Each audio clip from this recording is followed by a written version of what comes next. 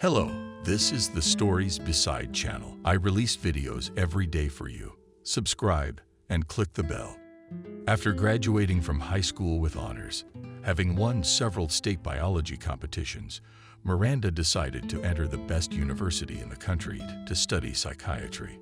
Her father was completely supportive, and everything else.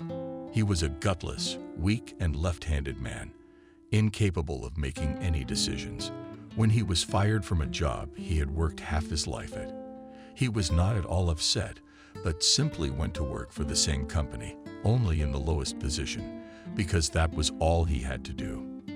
And he had no desire to fight for his future. Miranda had to pull the family down on himself since childhood.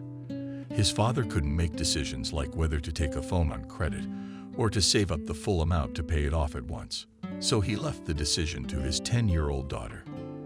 At first she was flipping a coin to decide what she should do. But soon she realized it was impractical and started drawing tables from the column, pros and cons. Learning to make choices as early as 13, she was telling her father what he should do. And it was as if she was replacing the role of wife or mother in his life. Miranda had to learn to take responsibility not only for herself, but for the whole family, which, however, consisted of only 2 people. Her mother, Joan, when Miranda was 8 years old, went on watch in Alaska, where geographers set up a base, going on a scientific expedition. Joan had to help them with household things, cleaning, cooking meals, doing their laundry. Heartily, after saying goodbye to her family, she left and was due back in a few months. But no one ever saw her again, anywhere. Miranda received a letter from the sponsors of this scientific expedition that her mother had gone for a morning walk one day. Having performed her routine duties, she was calm at peace, with life boiling inside her, and nothing to portend trouble. But as soon as she left, there was no further news of her. Miranda's father, already accustomed to his wife's constant departures, was not worried when he saw her off once again. But when the news came that his beloved wife was incarcerated, his heart was missing. It broke just at that moment, the metaphorical section of the brain that was responsible for the will ceased to function and eventually completely vaporized. It was as if the will had been cut out of him. You could say that it began a process of decaying personality decomposition that was merciless and unstoppable, a disease for which mankind had not yet devised a cure. Miranda herself had always taken her mother's departures painfully. It was as if each time a piece of her soul was stolen from her, a piece that always came back. But this time, when she received that fateful letter, Miranda realized that a part of her soul in the warmest, most valuable, most important, no one would ever give it back to her. What was surprising was that she didn't cry, looking questioningly at her father, as if subconsciously wanting to understand the right reaction or not. She saw that he was looking at the letter with a stone face, in which it was impossible to read the feelings, so she decided that the absence of her tears was normal. There are never right or wrong reactions in such cases, and after all, everyone reacts differently to grief. However, if one looked deep into Miranda's mind, it would become clear she did not cry at all. Not because any emotional expressions were missing because of the shock, but because there was no shock at all. Every time she drifted off deep into consciousness, Miranda realized that her mother might not return. This letter was not news to her. Her mom's disappearance formed the basis of her identity because it happened at the very peak of her formation. It formed the foundation on which all subsequent beliefs were built, not to be close to anyone, not to love anyone. Attachment only causes pain. Only career is important in life. One should only take care of oneself. You can't rely on anyone. These beliefs became her dogmas, sacred thoughts that she followed in every incomprehensible situation. She had no friends. She never went out with anyone. She repressed all feelings. If she could fall in love with someone, she immediately nipped it in the bud, not allowing the feelings to develop.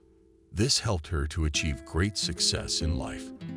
After all, she lived not only in the era of capitalism, and therefore in the era of selfishness, but also in the most developed capitalist country, where the personal interests of the individual were put above the interests of society.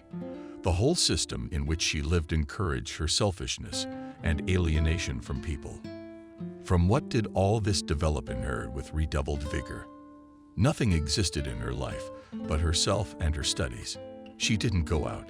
She didn't rest, turning herself into a robot to perform the tasks assigned to her, to do her homework, to get the highest score, to win at the Olympics, to graduate with honors, to enter the best university. This is how she lived to the days from which the main events of this story begin. Entering a prestigious university as a psychiatrist, she studied there for 2 years before they started her internship. The internship was at the Central State Psychiatric Hospital, which was both a mental health center where they locked up particularly dangerous lunatics, treated the mentally ill, and helped with nervous system problems. It was a prison and a treatment center in one person. There were several centimeters of snow on the roads, which made driving very difficult. And on the first day, Miranda got to the hospital instead of the planned 40 minutes, 3 o'clock. It was snowing in hail, creating a blanket of snow in front of her eyes, which prevented her from seeing properly, and she missed several of her stops. The buses were crowded. There was an atmosphere of anger and tension in the air, which only fueled every passenger that was late for something. The driver honked so loudly she could hear it. Honking through vacuum headphones, screamed infants, and pushed herself off the bus. Miranda was finally on the outside and walked calmly to the hospital. She almost slipped a few times on the thick ice. The main building was of the old construction seen everywhere in the mid-20th century. Concrete walls with a fine stone facade flat roof, 3 stories and a visor in front of the entrance.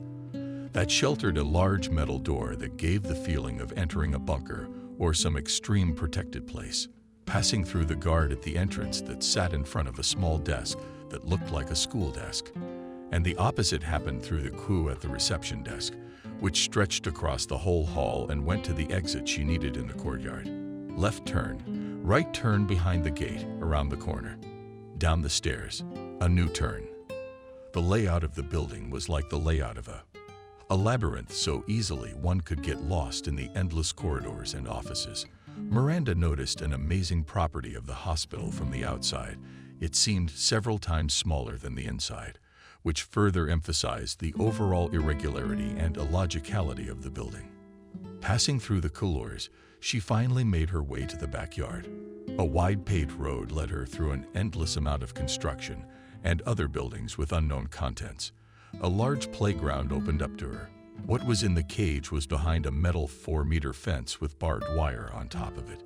Inside, a group of children were playing ball. She couldn't stop and take a closer look at them for 2 reasons. She was running late, and the children's probation officer. As soon as she noticed the curious gaze, Miranda immediately gestured sternly for her to go on about her business. Older women in work jackets were shoveling snow and throwing out trash. Passing through a narrow opening between the buildings, she found herself in front of a 5-story building that had obviously been built recently. But she didn't notice any significant differences, except for the clean and neat facades. Once inside, she found herself in a small room, from which she could either enter another maze of corridors or go up the stairs, which she did, climbing to the 3rd floor. She saw a thick metal door that was locked. She knocked, and one of the nurses opened it, looking through the peephole. The door was locked and had a big chain that couldn't be broken. The nurse, like everyone else here, was dressed in a blue suit, slippers, pants, and a t-shirt. Miranda stepped inside. In front of her was a large, cheap table that served as the watch of this ward, behind which sat her fellow student. Together with her, they were interning here. To the right down the corridor were the wards. To the left there were also wards, but in addition to that you could get to the office of the head of the ward and to the canteen. A fellow student, Grace, told Miranda she had to go to the supervisor's office. Grace was a nice girl, and despite all her prejudices about the people she lived with, treated her well and to some extent even sympathized with her. She also studied well, was purposeful, strong-willed, and initiative. That is, she possessed all the qualities Miranda valued. It was difficult to call them friends because they had never even gone anywhere together. And they were not strangers either. There was only one major difference between them. Grace loved people. Miranda walked down the corridor. There were cameras everywhere that, like the eye of God, were watching everything that was going on. A sense of paranoia, a haunting constant surveillance, like paranoid schizophrenia, born in Miranda's soul. Surveillance, surveillance, surveillance. Everywhere you go, there's surveillance. That's how people go crazy. But I guess it's for the good of the patients. The camera feed was on the TV in reception, but it didn't look like anyone cared. Everyone was busy with themselves and their phones. If a patient wanted to do something to himself or other patients, how would they know about it if no one looked at the cameras? What kind of attitude is that? Sneaking glimpses past the ward doors. Miranda tried to pass them quickly and quietly, but at the same time I peered into each one. The wards were small, but there was enough space to fit 4 beds, a closet, and small nightstands adjacent to each bunk. On the far wall was a window with bars and blinds so that the patients could lower them themselves. There were no handles to the windows. They had been taken out and hidden, so no one but the nurses could open the windows.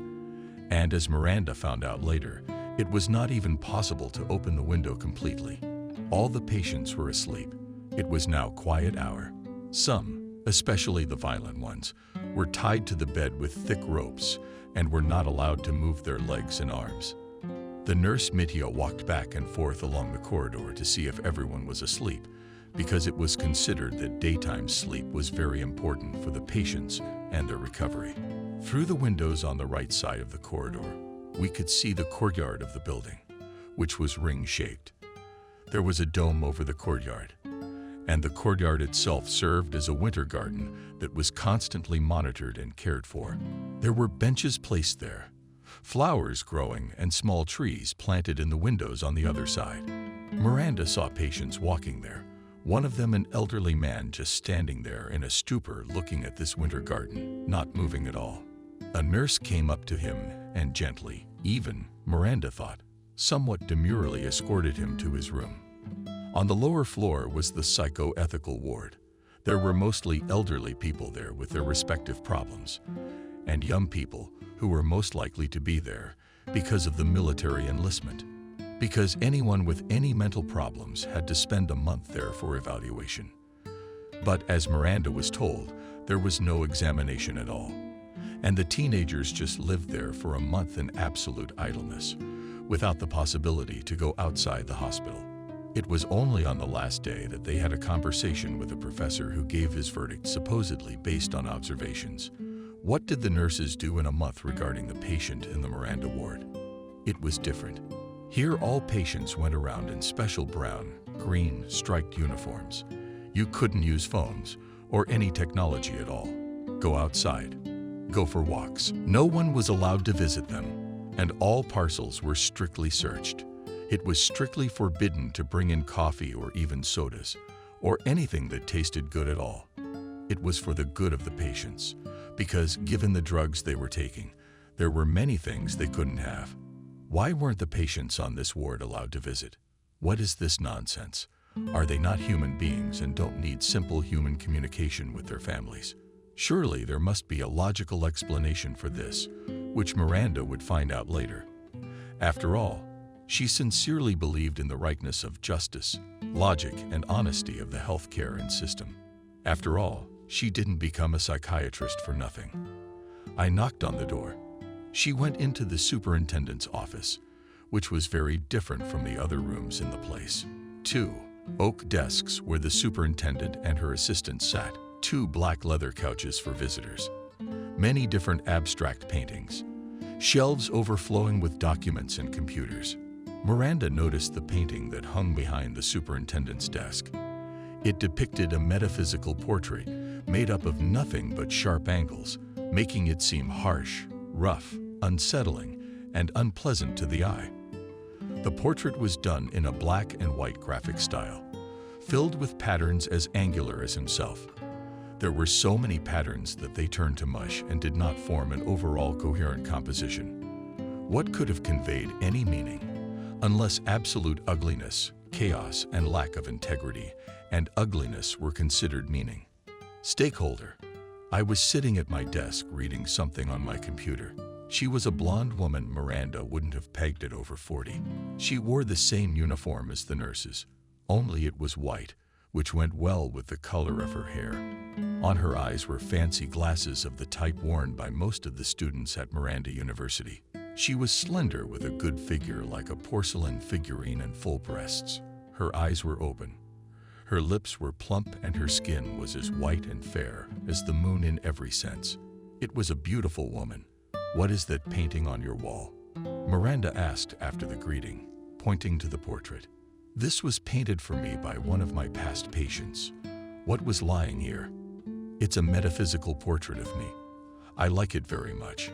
Miranda decided to refrain from expressing her opinion and only tried to smile kindly. But it was as crooked as the portrait itself. "My name is Lisa, and for the next few months you will be working here with me as your internship. And at the end of it, I will write my report on your work and your qualifications to your supervisor at the university. Your name must be Miranda." "That's correct. You can familiarize me with what's going on here.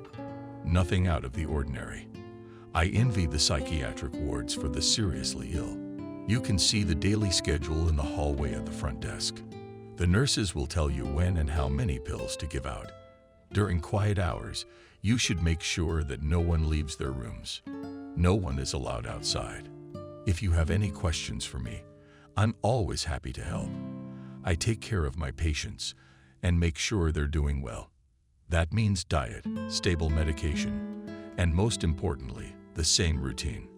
Any patient needs a stable and predictable routine, especially the mentally ill. Please take that into consideration. Although I'm sure you already know that, I will ask the assistant to show you around and introduce you to everyone."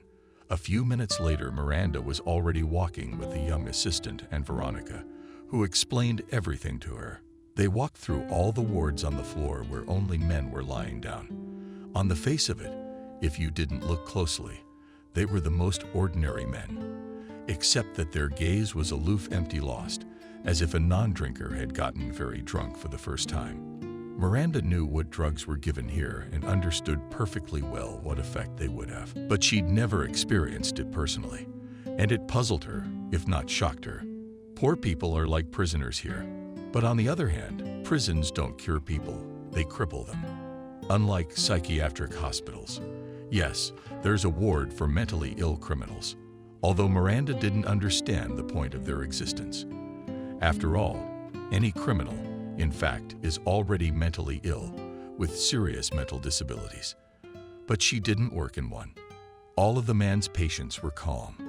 Miranda thought that they were not violent themselves, and that there were some other wards for the violent. She didn't know that she was in just such a ward.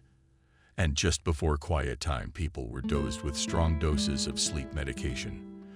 They went up to the 4th floor, which was no different from the previous one, and walked through the women's wards, which smelled a little better.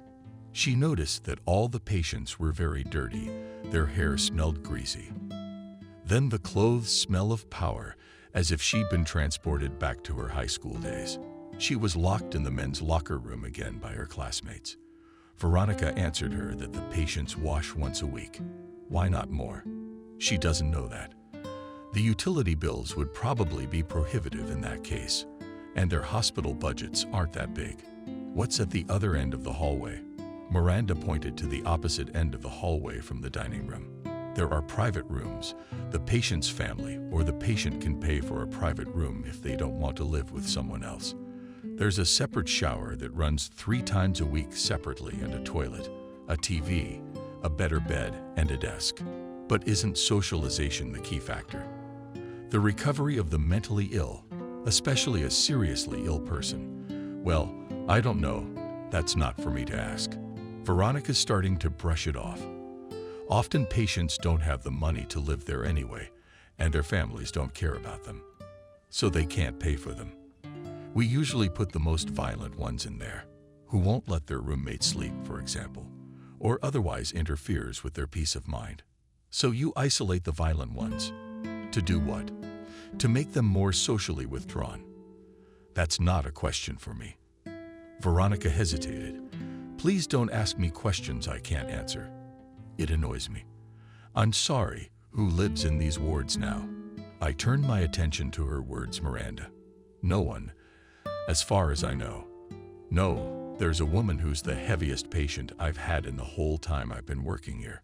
She's been here before me for who knows how many years. You don't have to worry about her. She's being handled by a separate, specially trained nurse. The news of the mysterious patient certainly interested Miranda, but not enough for her to do anything about it. By the time they'd gotten around to it, the quiet hour was over. She realized this because someone started banging on someone's bed very loudly with an iron stick. A frightened man came running in. She saw that it was one of the orderlies, a sturdy man about 30 years old in reddish and uniform. Miranda tried to stop him, but he pushed her away roughly. For a moment, there was a look of bewilderment on his face, which quickly changed to anger. Then he poked something and walked away. What are you doing? Grace ran up to her. I mean, what does that look like to you? Sabotage. Sabotage. Miranda smiled ironically. You can't break the rules here, but it's an atrocity. How can you treat people like that? She almost shrieked with indignation. They're not people. They're severely mentally ill. There's nothing human left in them. Believe me, I've seen that in the time I've been working here without you, after handing out the pills to everyone. Miranda calmly sat down on the watch and dived into the abyss of her thoughts about this place. Her eye suddenly fell on the television with cameras, where she saw that one of the male patients had covered himself head to toe with a blanket, thereby as if leading a fortress around him, and doing something under it, as it was constantly moving, picking something out of it. Just in case, she decided to quickly run and check what he was doing. There was no one in his room because everyone had left for dinner. He sat there alone, protected, impregnable by the walls of the fortress, which Miranda had to storm just to get that blanket off him. When she finally did, a guy in his mid-20s, huddled in the corner of his bed, knees drawn up to his chest, head covered, ready to strike. Distraught at this unexpected reaction, Miranda looked at the bed and saw that the guy was drawing a portrait with a pencil. It was her portrait. How accurate, how sensual, how graceful. She hadn't realized she was so beautiful. The careful curves of her face, the barely visible cheekbones, the lips that are as if on red roses, the eyelashes like waves that are visible from the seashore, and the eyes, like a whole landscape of the soul. How beautiful, how could he have had time to paint this in less than a day that it is here? And most importantly, than with this pathetic, simple school pencil, or rather even its stump without a rubber band. Unbelievable. What's going on here? A rough man's voice came from behind me. It was the man who was banging on the bed. Pencil. Drawing is not allowed. He howled. Immediately his howl was met by the underground men, the helpers, and all together, they started beating the poor guy, gagging him with their clubs. A blow, a second blow. The third blow hit him in the head. The guy crawled off the bed, curled up and covered his head, and started screaming in a way Miranda had never heard before. This pathetic, insignificant thing. And from that in her heart, like needles, the shriek pierced through it. She was in so much pain that she could not even move, but only silently watched the process that in a flash promised the workers of this hospital. Her aloofness, coldness, some arrogance, indifference evaporated in an instant, changed by simple, natural, living, human compassion. Her heart opened like a bud on a tree.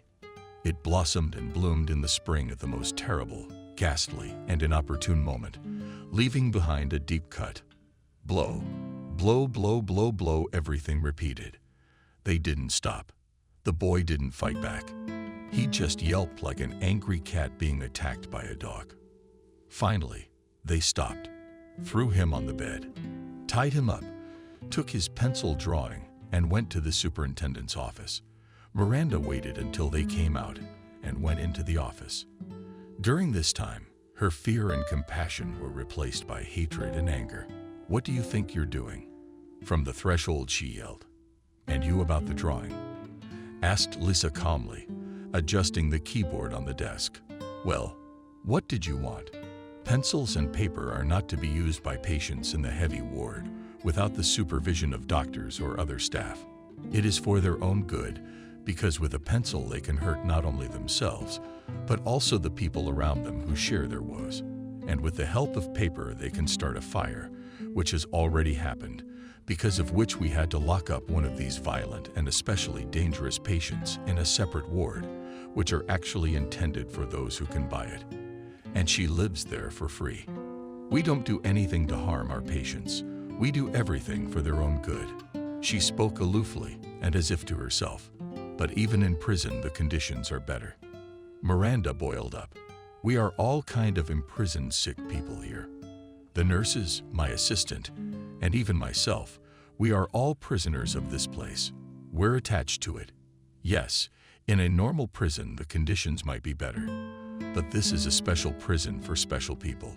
It's you prisoners who pray here every day, go to the hairdresser, get your hair styled, get your nails done.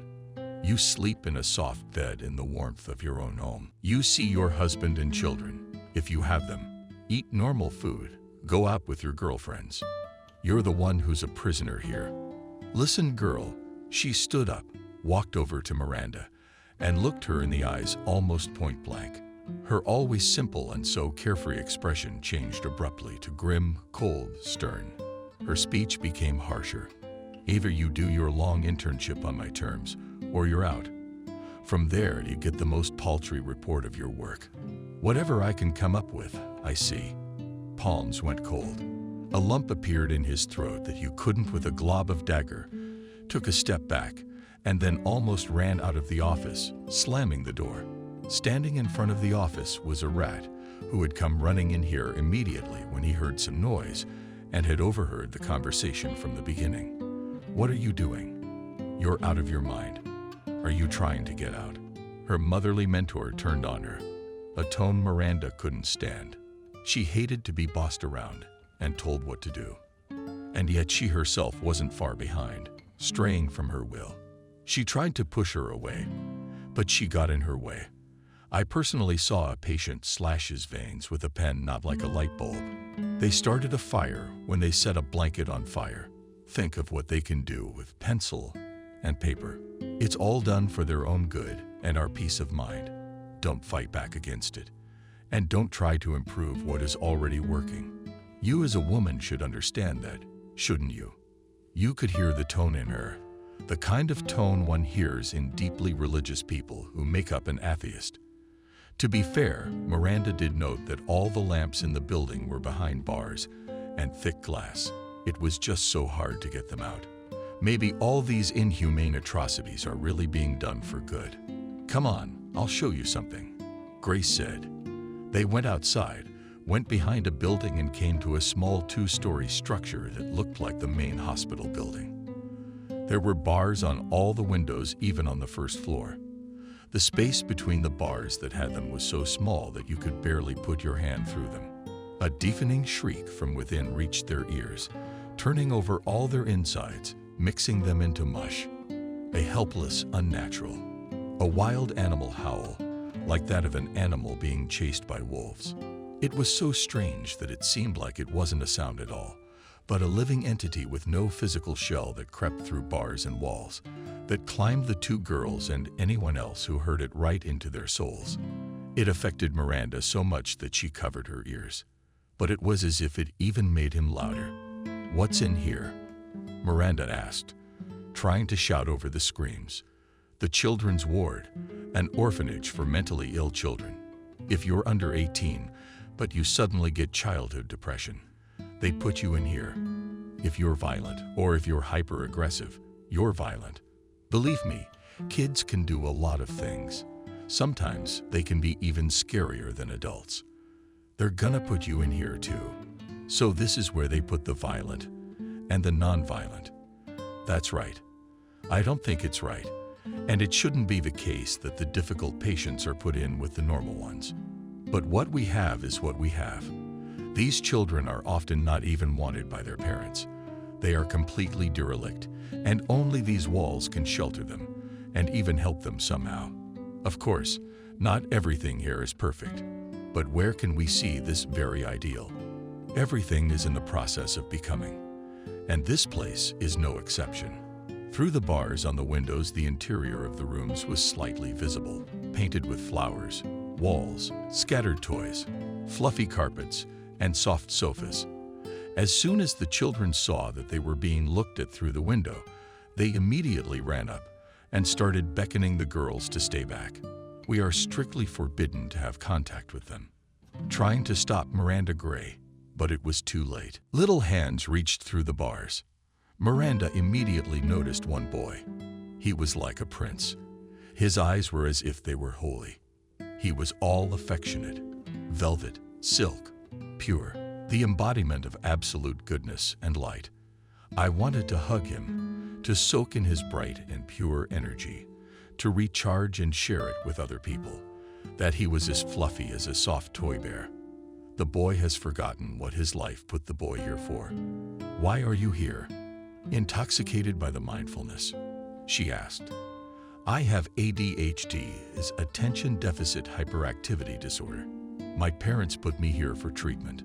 But is ADHD such a danger to society that you would isolate children from the outside world on the pretext of treatment? Something's wrong here. You're allowed to go out. No, only with the doctor. We go into a cage with a playground inside and play there for half an hour a day. We can't go out anymore. We don't have cell phones either. We can't call our parents or talk to anyone. We can't visit us either. What is this? What did the children do to deserve this fate? Does the fact that they have some kind of mental problem deserve to be isolated from society and, in fact, imprisoned?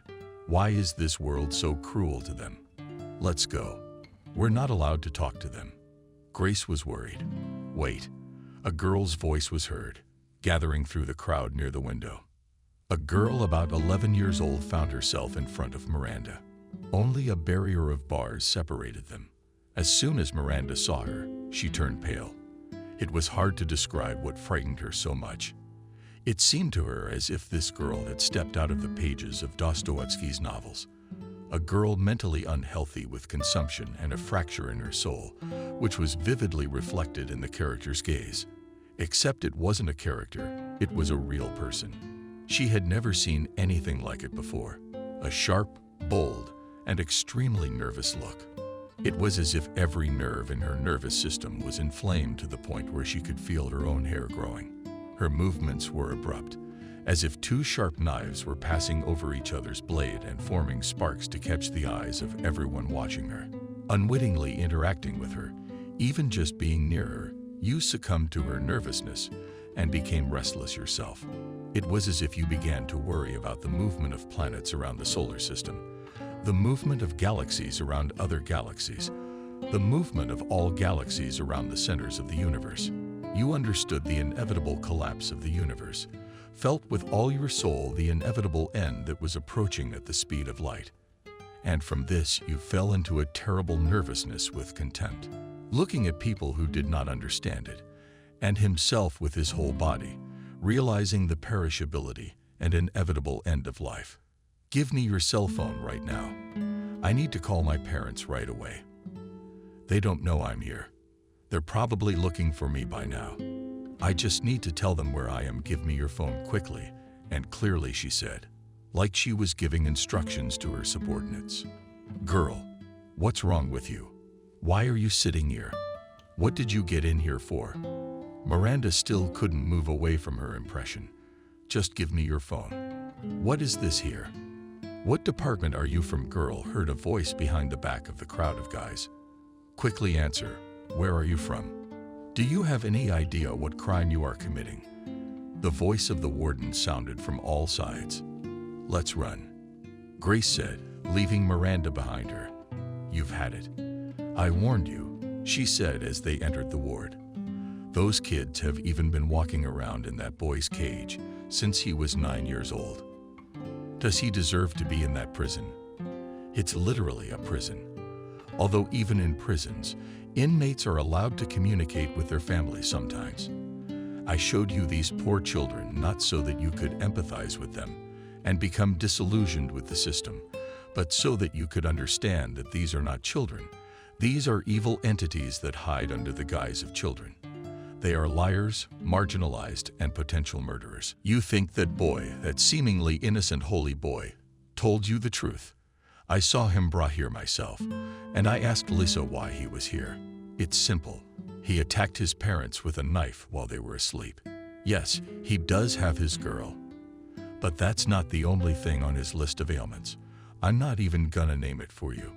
See, look, he just blatantly lied to your face with such an innocent look that you couldn't even suspect him of anything.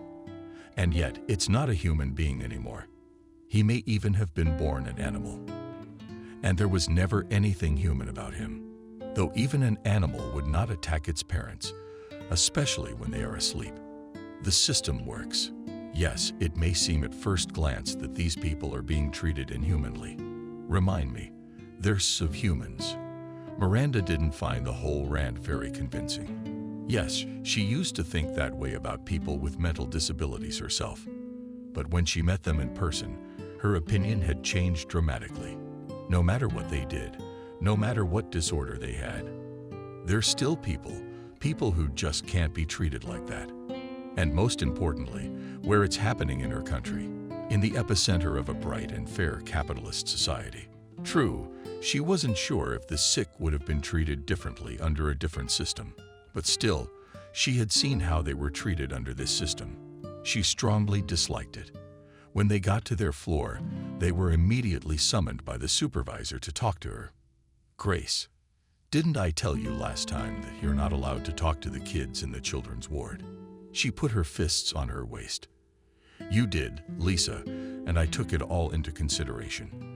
I wanted to show Miranda how our system works, that it is fair and everyone gets what they deserve. But she didn't agree and started talking to the kids who were suspicious of her. I tried to stop her, but she was too stubborn and persistent, so I was unsuccessful. Unfortunately, I can't be held accountable for the actions of the people around me.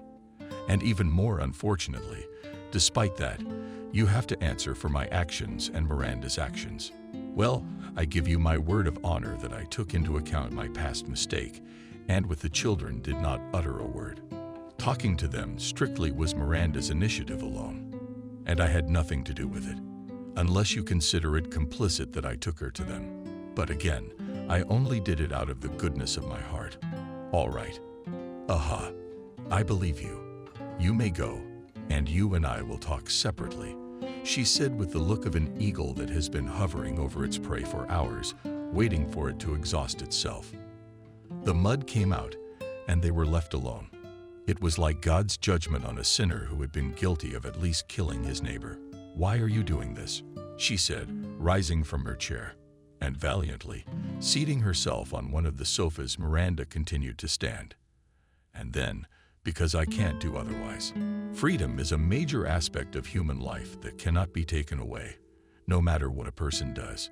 So, according to you, we should let all maniacs and pedophiles out of prisons. Even in prison, one can remain a free man. Freedom is in the mind. And these children, you get into their heads when their thinking is not yet formed, and take away the very essence of this freedom, cut it off at the root. You rob them of any attempt to be free. That's right, because they're not human. They'd been stripped of everything human since they were born. They're the embodiment of everything animal that's human. They're a bundle of instincts and emotional reactions. They need to be isolated from society because they're a threat to society. Someone has to do it, and that's why I'm calling for this mission to be carried out on my shoulders.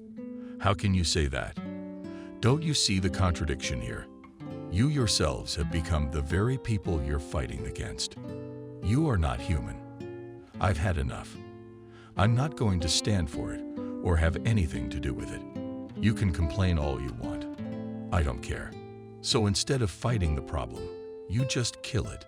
Funny, she grinned caustically. And how are you different from the other pathetic fighters against the system? Unfortunately, after what you've done here, I can't just let you go. You have to fulfill your punishment. And what have I done, exactly? A tingling feeling of fear arose in her chest. You have broken the rules, and every offense is punished. And you can't practice anywhere else because we're the only psychiatric hospital in this town. So think about it. Do you want to ruin your studies and your red diploma because of your principles and beliefs? She was right. Miranda did care about her diploma and her studies. She didn't want to lose any of it because it was the only thing that mattered to her in this life, and just saying goodbye to her like that would be stupid. Yes? And moreover, if she gave it up, she wouldn't be able to open her private clinic and help the unfortunate patients. What was her dream? A difficult choice was in front of her, but she had to make it. There's no other way. What kind of punishment are you offering me? We have one patient, a particularly violent one, who lives in a private room. From now on, the remaining 3 months of your practice, what are you doing here? Keeping an eye on her. I'm assigning you all her duties. If you're unhappy with anything, you'll get a negative review. It's your own fault for what you're about to experience. Miranda didn't object because she knew it was pointless. The news that there was such a patient in the hospital had piqued her interest the first time she had heard it from the assistant. And now she was to meet her in person. She had to get to her duties now and dispense the pills. She made her way to the watch, where Grace pulled a small container from a drawer that contained all the medications she needed in signed tables. Taking the appropriate container, she was horrified. The strongest pharmacies, tranquilizers, and other antibiotics suppressing the action of the nervous system, sedating a person, making a vegetable out of him. She knew perfectly well the combinations of the necessary drugs to treat schizophrenia. But the kind of combination she saw before her, she had only read about in the summaries of psychiatrists of the early 20th century, because that was not the way the drugs had been compensated for since then, because it was comparable to a lobotomy. The person would lose the remnants of consciousness and be like a poorly constructed robot.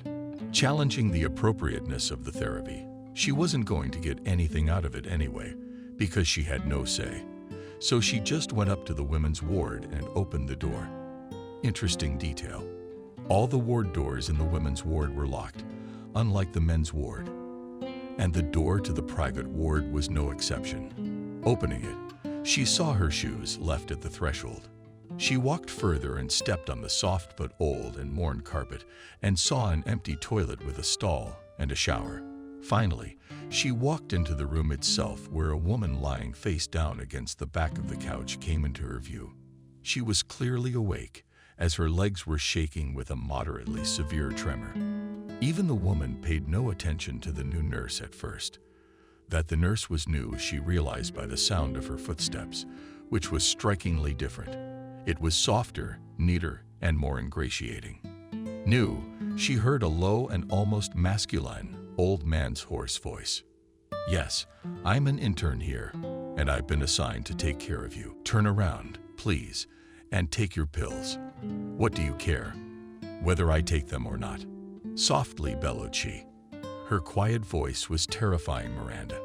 "It's my job." Reluctantly, she said, "Leave it on the table. I'll drink it when you leave." "I'm afraid that's not possible. I have to watch you drink them." "I'll drink it. Where will I go?" "Leave it on the table," she said, as if to make a point. This was not at all the kind of encounter Miranda had envisioned when she walked into this room and saw the list of medications prescribed for the patient. She should at least look like someone with advanced autism or severe dementia, but certainly not talking so calmly and clearly, fully aware of her words and what was going on. Something was clearly wrong here. "Tell me, did the last nurse also not keep track of whether or not you were taking your medication?" "Yes, I was. I was taking that poison into myself." She still hasn't turned around, and the sound of her speech drifts into the back of the couch. "I'm afraid if you did take them, you wouldn't be talking to me so calmly." "Yeah, so you know what effect they're supposed to have, and you're offering them to me anyway." She grinned wryly. It's not up to me. Unfortunately, I can't influence it. You know, it's only my first day here, and I've already seen such inhuman atrocities as I've read about in documents. From the concentration camps where the Nazis experimented on people.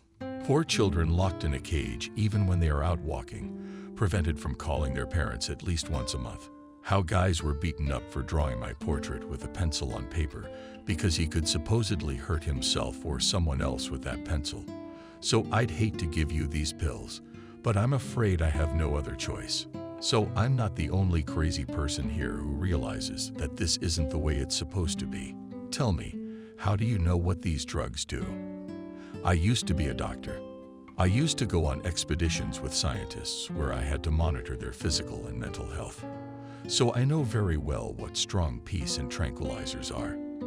Then how did you manage to keep your sanity after that? Willpower and no magic. She laughed evilly, not at all like a woman. Will you have to take these pills? Or will I be forced to call an orderly who will make you do it?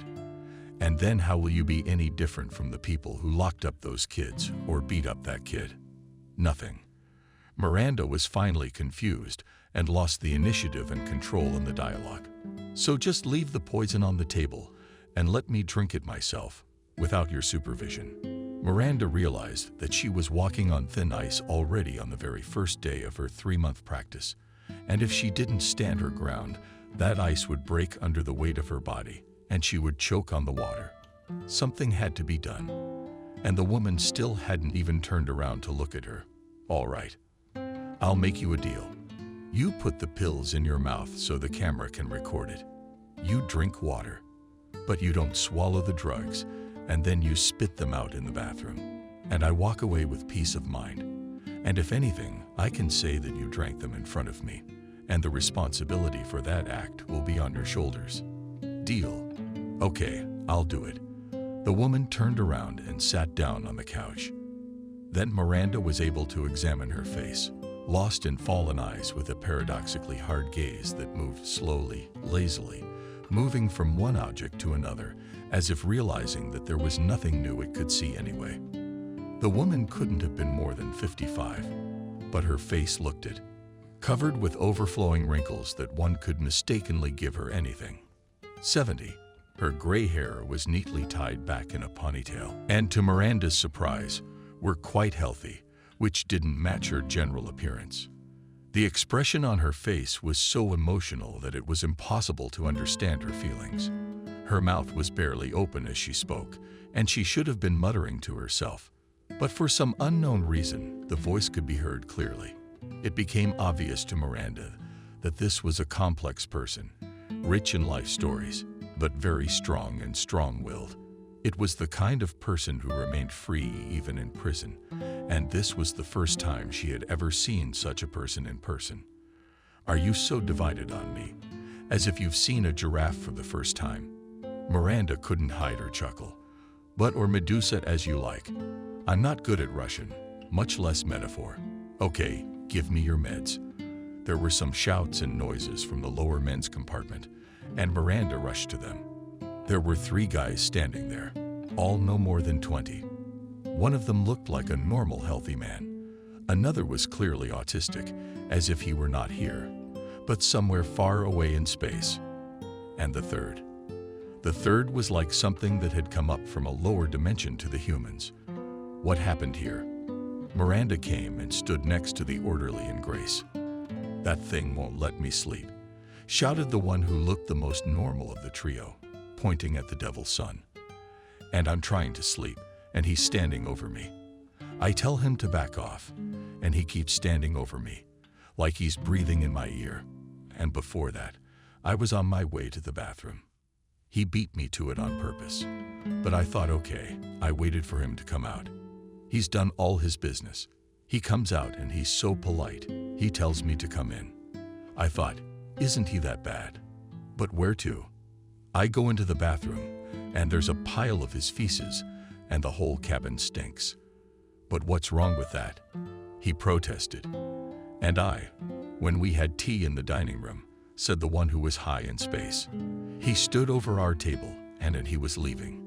It was the first time I'd ever seen such a thing, and I wanted to. Sam asked him to leave, and he sat in a nearby chair and just listened to our conversation. I honestly don't know what it is. And we had to leave. Here, help us out, please. He was so clearly shocked that it even showed on his always cold face. Well, what do you say? I turned to the culprit. Why are they cursing at me, discussing me when I'm sitting right next to them? And they do it in such a way that I can hear it. I'm supposed to enjoy hearing it. I just wanted to spend time with them to get to know them. And they kick me out, pour negativity on me. What did I do to deserve this? For forgetting to flush the toilet? Do I deserve that?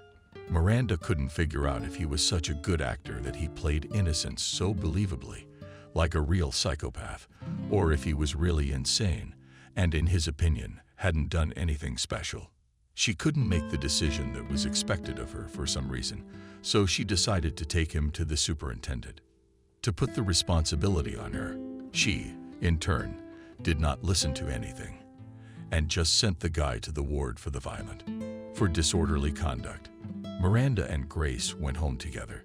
So you were at that crazy woman's house, giving her pills playfully? Grace asked. She's not that crazy, just an ordinary unhappy person. I didn't see anything out of the ordinary about her. Well, lucky you. You'll be babysitting her for the rest of your internship. I've only got a month left here, and you've been having fun, she said. But there she met the nurse who had cared for the woman before her. You're taking the pills you were prescribed.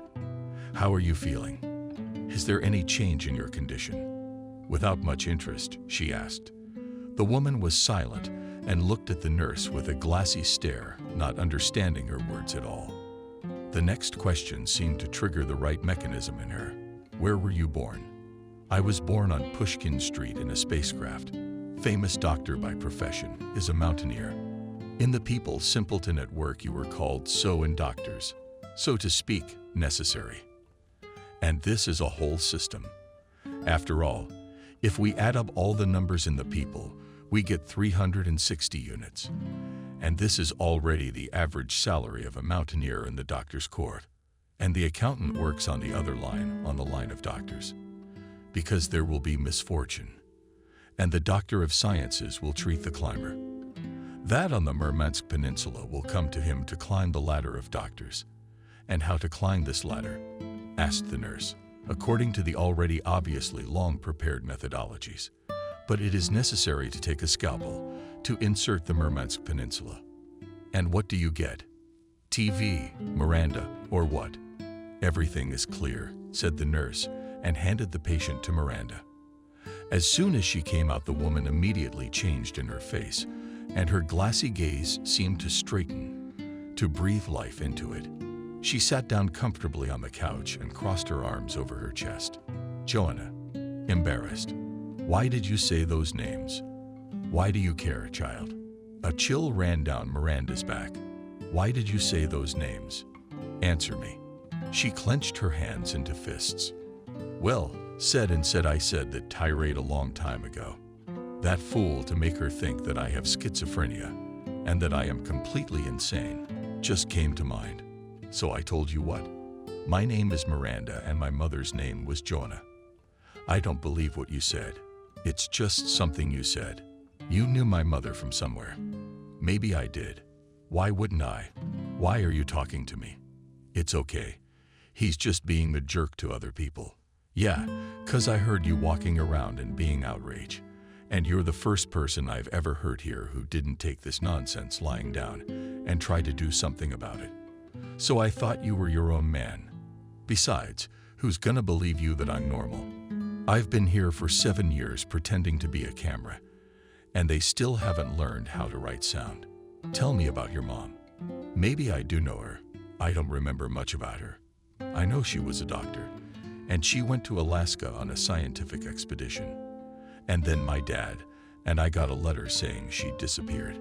A cold shiver ran through Miranda's body, a realization. Wait, what's your name? She couldn't believe it. Joanna. She realized it too. No way.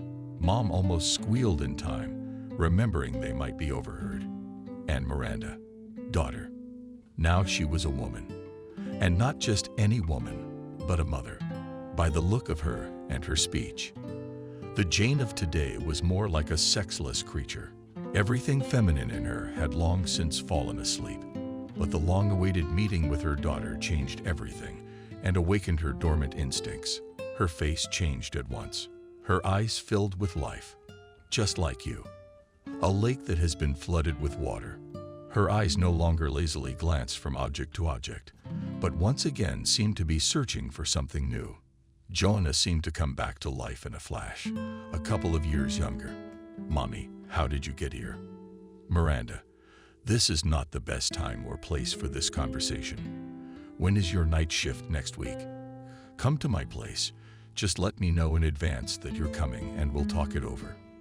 Now get going before we're suspected of anything." Miranda returned to the watch. Grace said something to her, but she just answered like a programmed robot on an answering machine with prepared phrases. "No, yeah, she doesn't know. Maybe she'll think about it." It was as if a curtain had fallen before her eyes. After the climax of the first half of the second act, the audience in her face was waiting for the continuation. They had been pulled out of the narrative at the most interesting point. Some of them even resented it. Is it possible to do such a thing? After all, everything had just finally moved to the action. Suddenly, this break is like a speed bump on a smooth road. "Miranda, look out the window, you see." Suddenly, a man's voice came from nearby. She didn't even notice that the guy had gotten her name wrong. She just turned her head in his direction and listened. The guy speaking to her was a guy who had dementia. Mildly pronounced, but still very noticeable. When you talk to someone with low-stage dementia, it's like talking to a 10-year-old kid. Yes, he understands what is being said to him. He responds, and it wouldn't be unusual if this 10-year-old kid hadn't settled into the body of a 20-year-old guy, which created a powerful dissonance. Everything he said could have been heard from a child who was just learning about the world and marveling at every little thing, but in no way from an adult. Even his gaze was Miranda. "You and see," he repeated. That consciousness was returning to her. "You see the construction site outside the window there.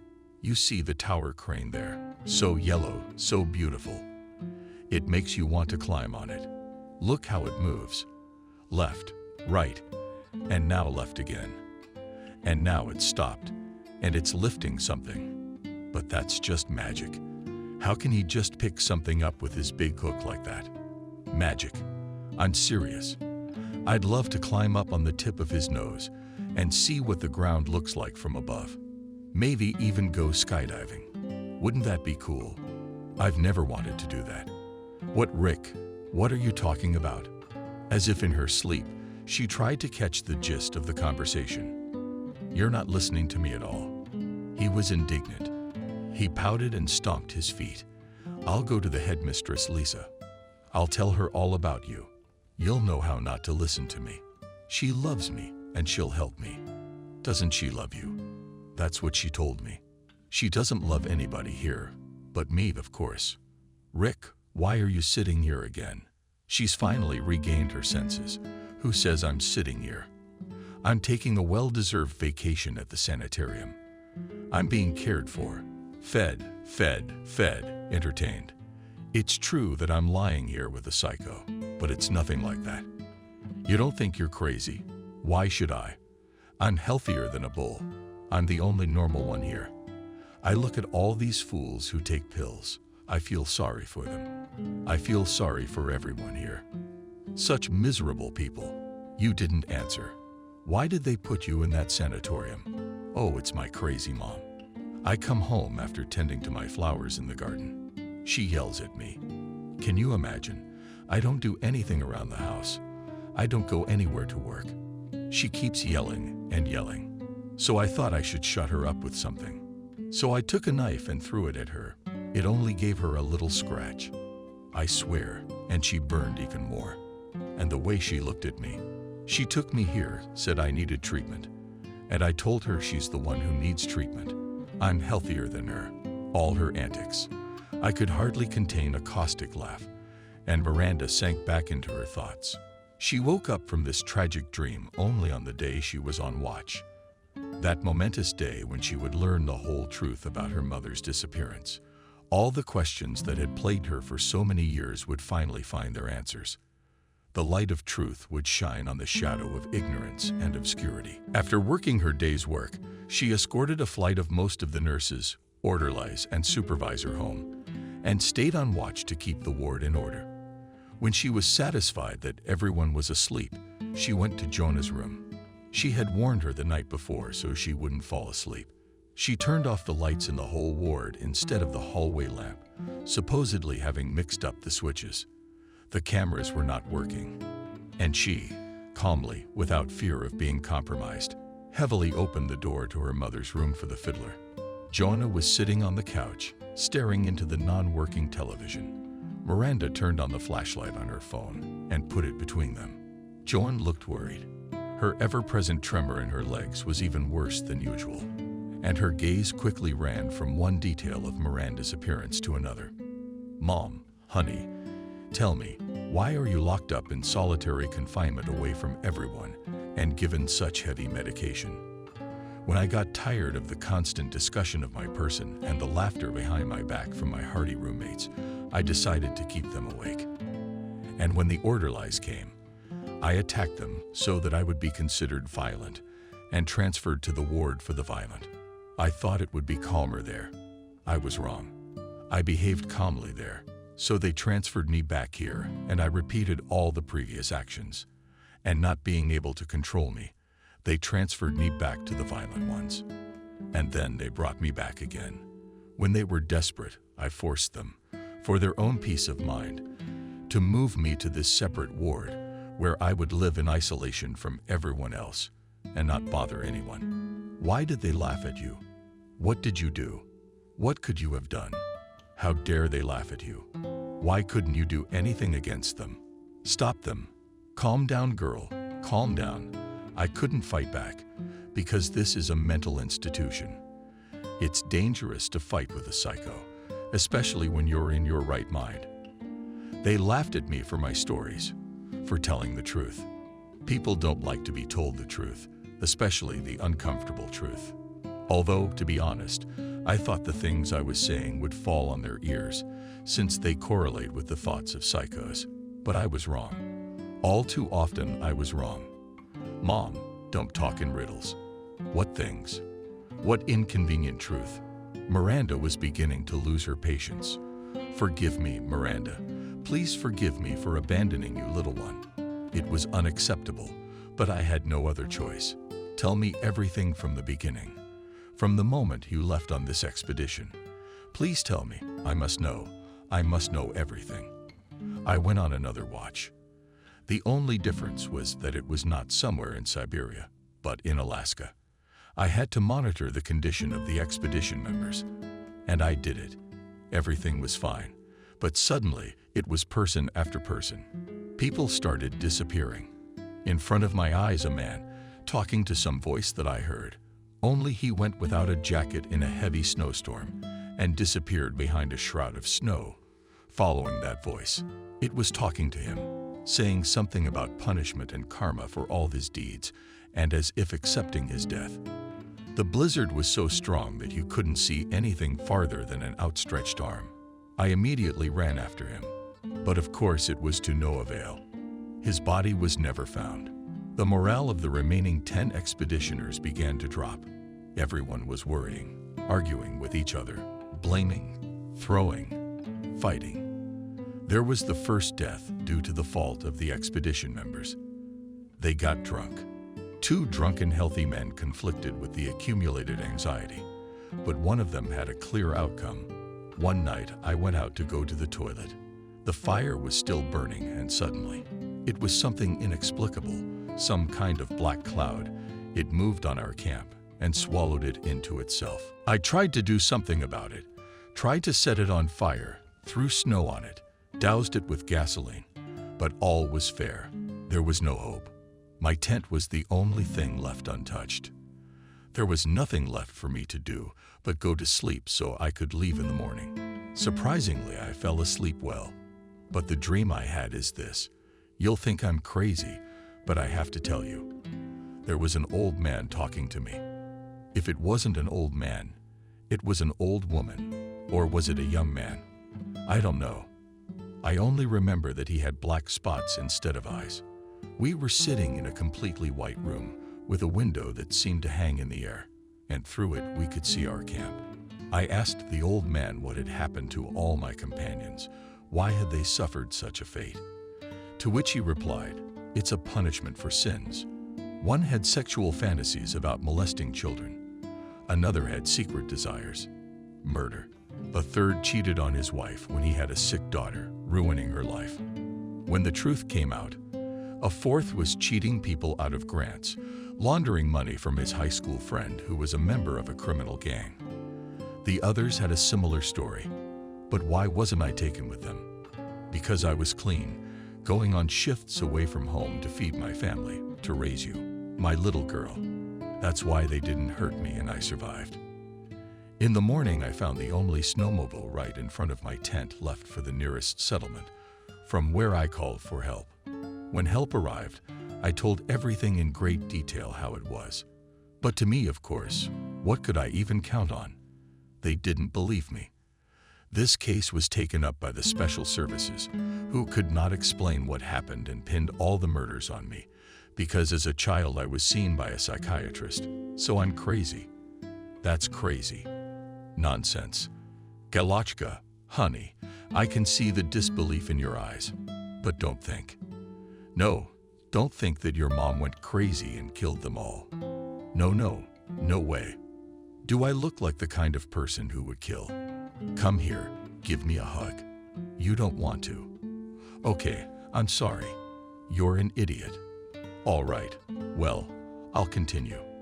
I was sent straight to prison, to a mental institution, where I've been until today. A long 12 years. I didn't talk to anyone. I pretended to be insane. I didn't take pills. But not too long ago, I decided to open up to a roommate who had schizophrenia. But for some reason I thought we were close. I told them all this. They started laughing, telling me I was crazy. Well, you can imagine me. I'm crazy. It's unthinkable. And then you know the rest. And that's how I ended up in this ward. Suddenly, there was a creaking sound in the hallway just outside the door. Miranda ran out to see who was there, but she didn't see anyone. Needed to leave before she got caught. She was taking too much risk, and that risk wasn't worth it. Without saying goodbye, John, she just walked out and down back to her watch, having previously walked around all wards. Miranda saw that Rick was awake and made him fall asleep, even though he resisted. Naughty child. All in a chair, she didn't notice as he lowered himself onto her eyelids and plunged her into serenity. Back at the hospital a day later, Miranda approached Lisa to find out more about the story. When she entered her office, she found the supervisor at work, but she graciously agreed to talk to her. Lisa once again put on a mask of kindness, concern, and a certain lightheartedness. "Hello, Miranda. What can I do for you?" She smiled slyly, but Miranda was too preoccupied with herself to pay attention. "This is a patient in a private room. She appears to be schizophrenic." Schizophrenia wasn't the only thing on this poor woman's mind. I've been listening to what she's saying, and you know, there's a certain consistency to it. She's always talking about some expedition, scientists, some dark entities. Can you tell me her background? Briefly. That's odd. I've never heard her talk about anything like that. Usually she's just a bunch of ramblings that seem to make sense. Well, yes, indeed, she was on the expedition. She was the doctor in charge of the physical and mental condition of the expedition members. They went to Alaska to explore geology or something. But they set up camp right under a poisonous gas deposit that caused extreme hallucinations. Eventually, some members just disappeared and she went crazy and killed everyone who was there at the behest of God's voice. Sad story, but it couldn't be helped. They put her in the hospital, and she's been laid up here now. 12 years, and it's only gotten worse. She used to be able to talk normally. Miranda couldn't believe what she was hearing. Her mom's a crazy killer. Her mom. There's something Lisa's not telling us. Or is she? Thank you. That explains a lot. I won't bother you again. She was about to leave when suddenly, wait. Do I really have anything else to tell you? Yes. Nothing Alice didn't suspect. Why did you lie to me? She threw herself in her chair. I didn't lie to you. Fear tugged at her. Why didn't you tell me she could normally say anything she'd been pretending all along? Because it's not true. She can't talk normally. She can't. And my source says he heard you talking to her in person the night before last. Turns out she's your mom. Well, that's a twist. I thought we were in this together, Miranda, and you treat me like this. That's not nice. I'm gonna have to penalize you because you blew every chance you got. What did I give you? I'm sorry. She's guilty. She's got her head down. If she really believed those fairy tales. Black cloud of voices. Old man in the white room. Yes, I realize schizophrenics are very smooth. They say that then you can't keep track of it. You'll believe them yourself, and you'll be no different from them. But really, are you serious? Poor woman did not breathe gas, broke the vision, and did terrible things. Of course, the psyche can't take it. Displace the events and replace them with others, as in the case of the black cloud. I thought you were a bright girl, that you could see through emotions. What's going to happen now? Molubna looked Miranda over. That is no longer your concern. You are henceforth suspended from any obligations at this hospital until further discretion. I can't say it's been a pleasure doing business with you. You can go. She delved further into her paperwork. Walking down the corridor, Miranda took one last look at the post-changing patients around the ward. They weren't allowed to draw. There were no phones. The TV was only turned on in the evening books. They weren't allowed to sneak in. And the few that were in the ward were of such paltry varieties that even in such conditions, no one was going to read them. All that was left was to just walk back and forth down the corridor. Back and forth, back and forth, back and forth. Once a day, the nurses allowed those who wanted to clean the corridors to do so in exchange for 2 cigarettes. But it's strictly forbidden to smoke while taking such medication, Miranda thought. But no one here cared about that. Everyone smoked in the toilets, and all the employees didn't care. They even encouraged it. The toilets here were never closed so that the patients in there could not harm themselves. The protozoa and the inhabitants of the air were not there either, from which there was an unbearable stench throughout the ward, the epicenter of which were the toilet stalls, and it was goodbye to it all once and for all. What would happen to her mother, Joanna? She'd assumed the worst, but she couldn't be 100% sure. She couldn't be 100% sure of any of them. How do you feel about what she told her? Believe it, disbelieve it. Can you believe it? Can you not believe what your own mother says?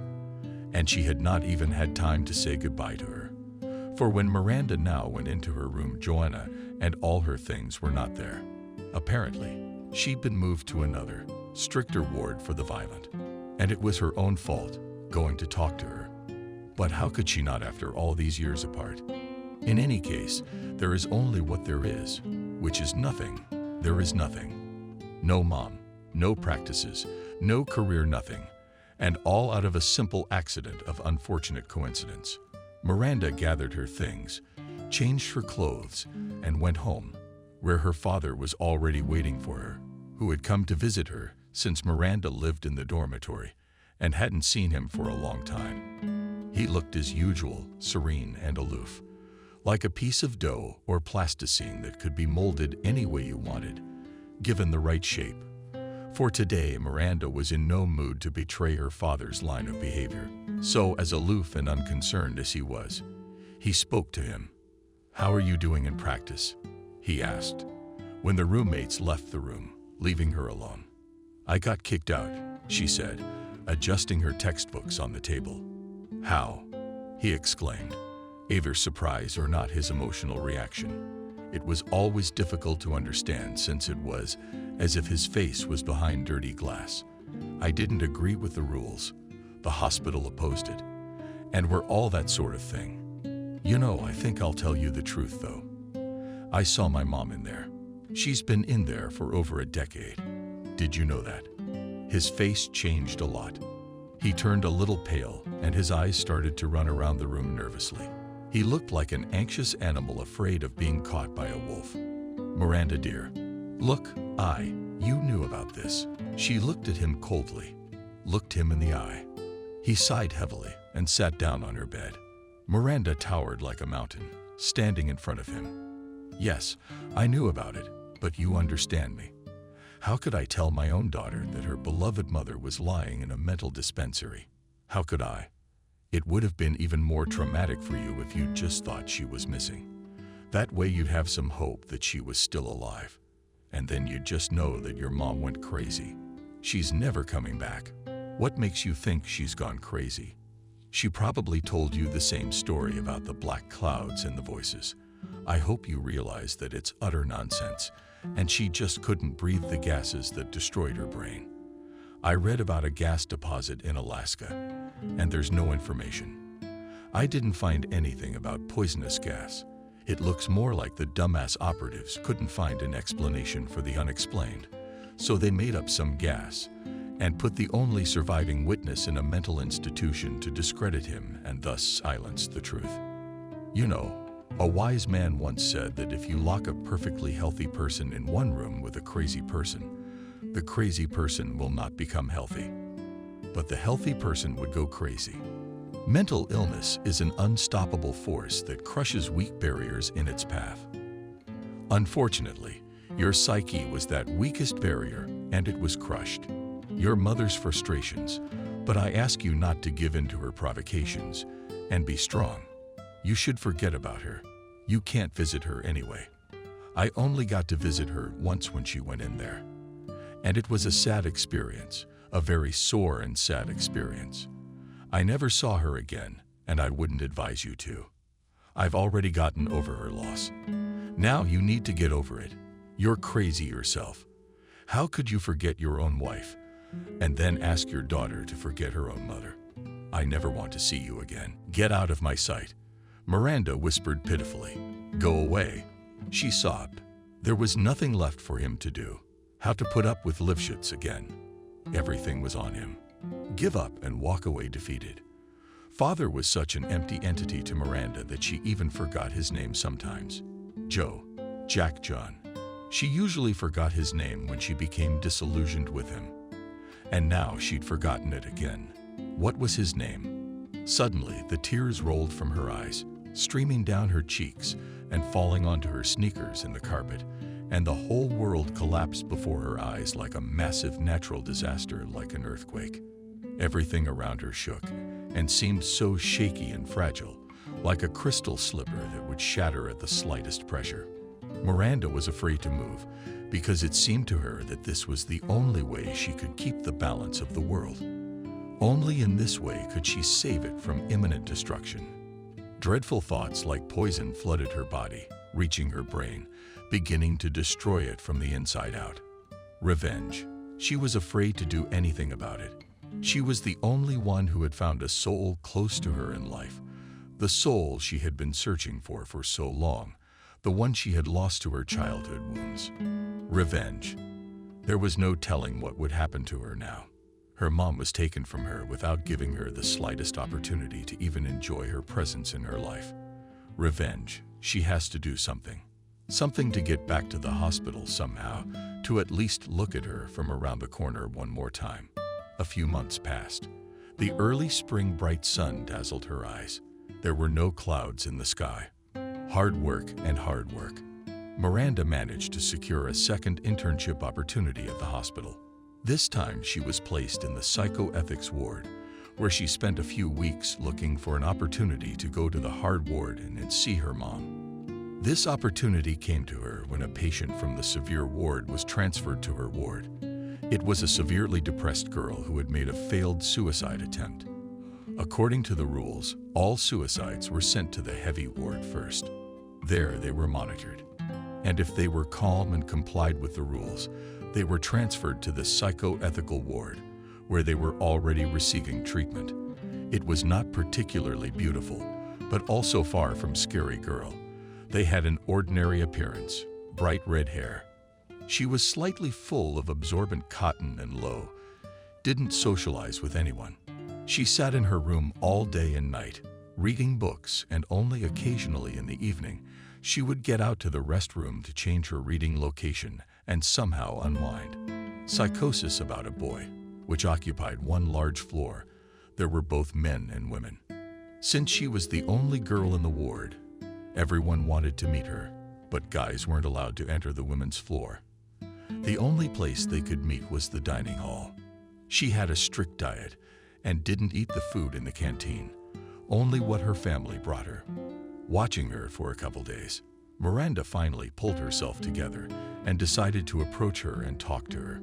Starting with kind and open smiles, disposition and understanding, she soon settled down. Diana.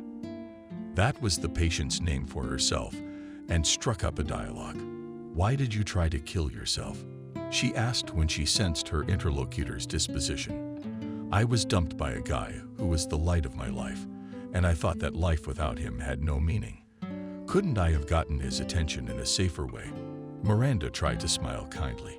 "What makes you think I wanted his attention? I was getting sick without him. He said he'd never come back to me. So I had no other choice. It's very sad." They were quiet for a while. "How was it for you in the heavy ward?" "You know, it was actually better than here. Nobody touched me. The ward manager made careful rounds every day and asked me how I was feeling. Changed medication adjustments. The crazies, as they are called, turned out to be friendly people. Yes, some were bowing, but at least there was no intrusiveness. Like here. And all dialogue was natural, in which both sides were interested. They knew how to listen there. The only downside is that there's not much to do there. But if it wasn't for that, I'd love to stay there. I also worked there a couple months ago. I was also interning there, and there was a patient there. I was wondering if you knew her. She had a low, gruff voice, healthy gray hair. She looked more like a man than a woman. She was about 50 years old. She was rambunctious, and they put her in a private room, the one that was chargeable. I don't know how you wouldn't happen to see one there now. And this is the one that had the lobotomy." Miranda's legs gave out. She collapsed to the floor. Unfathomable. Unacceptable. Unavoidable. "There's nothing wrong with you. I'm sorry. I didn't mean to shock you with the news. Were you and her close? I'm sorry. I don't have to go." A thick morning fog descended on her mind. Many seemed to be mired in a web that pulled her back, preventing her from walking normally. At any moment she could have fallen, and the web would have dragged her back into the abyss, but she resisted and barely made it to her post. The chair was like a swamp mire that sucked anyone who dared to step on it into itself. Her ears were as if stuffed with absorbent cotton, from which only echoes of the surrounding sounds reached her consciousness. "And you're hard of hearing here," she thought. "Hey, hello." The screams grew louder and louder. Suddenly, the fog began to clear, and she saw Rick in front of her, looking at her haughtily and gloatingly with his childish eyes. "What are you doing here? The superintendent kicked you out, didn't she?" He smiled like a hurt child who had finally gotten his revenge. Miranda didn't answer, turning away and pretending he wasn't here. "I told you you wouldn't listen to me. You're going to laugh, make fun of me, then I'll just go and complain to the superintendent. I told you I did. It's your fault your mommy got that thing done. Whatever. Anyway, I told you. You little bastard. How dare you?" She screamed, standing up in front of him and starting to spit in his face. "Easy, easy, easy." "Miranda." A nurse came running up and quickly broke them up. This incident was decided to be put down and quickly quieted down so that no unnecessary noise would be raised. Miranda was given her first and last warning, and she vowed that it would not happen again. It had already decided how to proceed. But first she needs to see her mother, to see for the last time her eyes, and what was done to her. She must see, she must know, she must look at all things squarely. Once she got to the right floor of the other building, Miranda knocked on the door. For a while, no one opened it for her, but soon the door opened slightly and a nurse's head peeked out, asking what was going on. Miranda said that she had a private conversation with the superintendent, but they wouldn't just let her in because there was no warning about it. And to her great regret, she can't let a stranger in, even if he works here just in another building. Something had to be done, but nothing came to mind. There was nothing to do. She had to retreat. When she got back to her building, she went to the office of the head of the psychoromantic department to ask for his help. He was a young man of about 35 with a short haircut of light, full absorbent cotton, and with pleasant facial features. His voice was low velvety like an announcer's, and Miranda had liked him even the first time they met. His office was tidied, systematized, and neat, with no room for an assistant. There were also paintings hanging.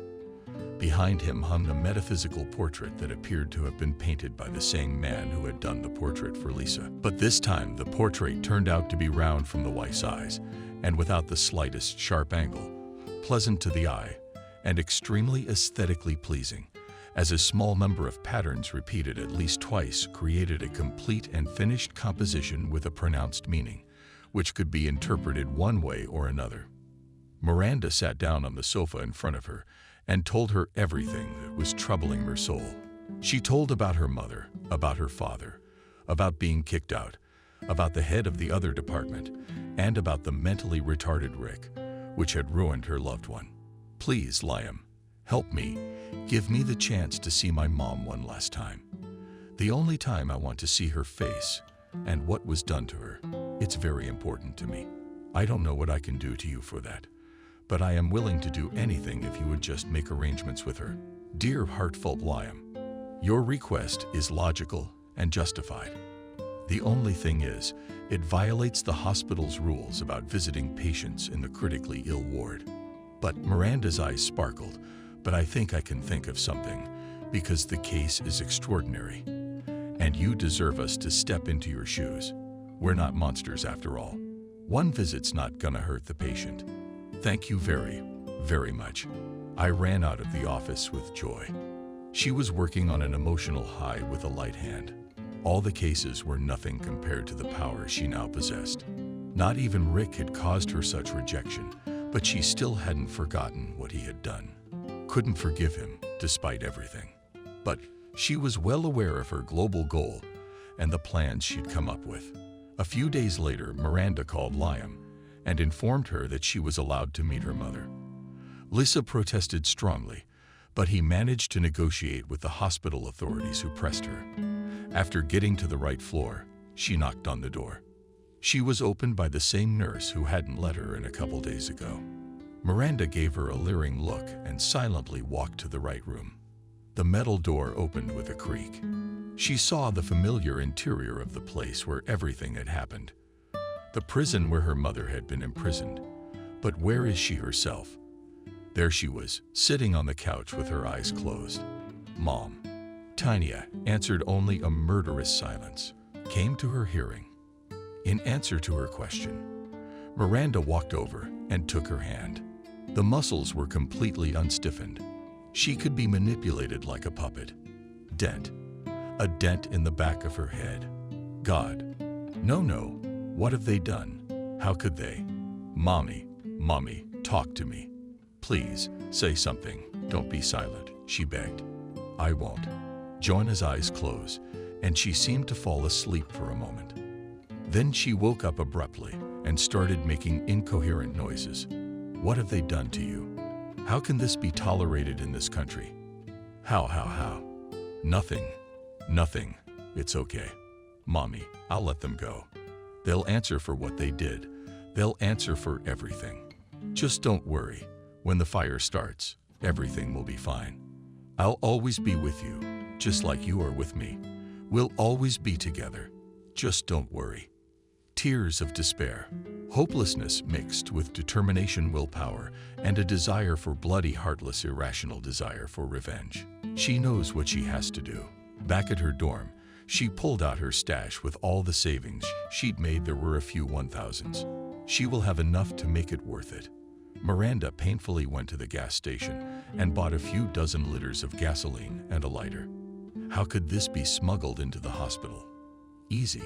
After waiting for the day of her shift, she left the car, in the trunk of which all this gasoline was stored at the gate. At night, the nurses would lock the door, but she had the key, so waited until everyone was tired. She opened the door and stepped outside. The guard had long since fallen asleep in the booth. All she had to do was not to wake him. Hojali tried to open the door. No luck. It was locked. The guard must have the key somewhere. With quiet steps, she crept to his booth, opened the door, and saw the keys hanging on a nail. This is it. Just don't wake him up. Do it quietly. Without stepping on the chip clip, she reached for the keys from the threshold, but accidentally stumbled back. A sharp sound, boards creaking, echoed throughout the booth. What? Who's there? The guard jumped up. But Miranda had time to hide behind the wall. He waited until he was asleep again. She reached for the keys again, and this time it was successful. Finding the right key, she locked the guard in his own booth and opened the gate. Not 10 minutes later, she dragged all the canisters to the entrance of the main building. Gasoline poured out onto. It dripped down the stairs, down the walls, and even sometimes from the ceiling. Gasoline was from everywhere. Every meter was at least somewhat flooded with gasoline. She poured gasoline on the grass, and on the street too, to make that one ignite too, making it difficult to get out of the main entrance. The lighter caught fire. A small flame developed in the wind. That small flame could do great destruction, and it did. The lighter fell to the ground. The gasoline immediately began to ignite in a chain wave. In a moment, the whole building was ablaze. The heating inside hadn't been turned off yet, so everything was burning perfectly. It didn't end there. Ran to the shed where the gardeners left their tools. She easily retrieved a metal rake from there. Once she got to the children's ward, she broke the bars on the window with difficulty and great effort, starting to scream and bang the ships on the iron. It woke up generally everyone inside, but the nurses and some of the children ran away at the noise. Run away from here. Run away from here. The gates are open. Can you run? Screaming at the top of her voice, she, trying to give them hope. The educated children started climbing out of the windows. Some ran to wake their comrades. The nurses tried to restrain them, but the stronger ones just pushed them away, and the old women fell to the floor. When they realized the hopelessness of their attempts, every child found themselves outside and, banding together, ran after Miranda toward the exit. The main building was already all ablaze. Crowds of employees and patients found themselves outside. Some climbed onto the roof. Some put bars on the windows and jumped from the second and third floors, breaking their legs. Hojali ran headlong and shouted to everyone that the exit was free. The crowds immediately rushed to the small gate, pushing each other.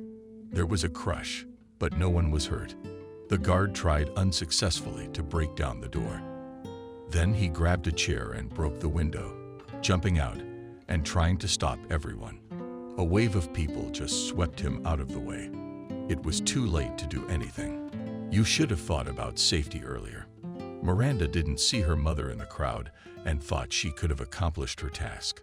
Her mom should have been suffocated by the smoke. That would be better for her, for Miranda thought death was better than such a miserable, insignificant life. John had lost the most important thing in her life, inner freedom. It was unlikely she would want to live with her own mind as a prisoner after such a thing. Or rather, what was left of it. Miranda didn't try to hide after committing her revenge. She simply went to her dormitory and fell into a peaceful, satisfied sleep. She was already taken to the station in the morning. 13 people died from the fire, and several dozen more had severe injuries. She was sentenced to the death penalty, which had not yet been abolished in their country at that time. The trial lasted several months, which was quick by the standards of the court. Committing a terrorist act and terrorist activity. That was her verdict. Joanna died in the fire from asphyxiation. Miranda's father contracted kidney disease from grief amidst severe stress and died soon after. Rick, who was one of the perpetrators of the disaster, he had only a few severe burns on his hands, which healed after a couple of months, leaving only white spots on his swarthy skin. He had no regrets or guilt because it was physically impossible for him. But the stress did not go unnoticed by him, destroying his brain and increasing his dementia. For the rest of his life, he sat in his apartment under the care of relatives and a caregiver. Just before he died, Miranda thought again about everything he had done. The senselessness and stupidity of the deed with bloody sores came out on the body of her consciousness. All the patients in the hospital were soon caught and put back in. The condition of many only worsened after such a tragedy. What she was trying to accomplish with her act of protest, she had ruined not only her life, but also the lives of so many people. Tears of bitterness flowed from her eyes. But it was too late for regret. The depravity had only hit her body, a hellish pain that traveled from head to toe at the speed of light. Death.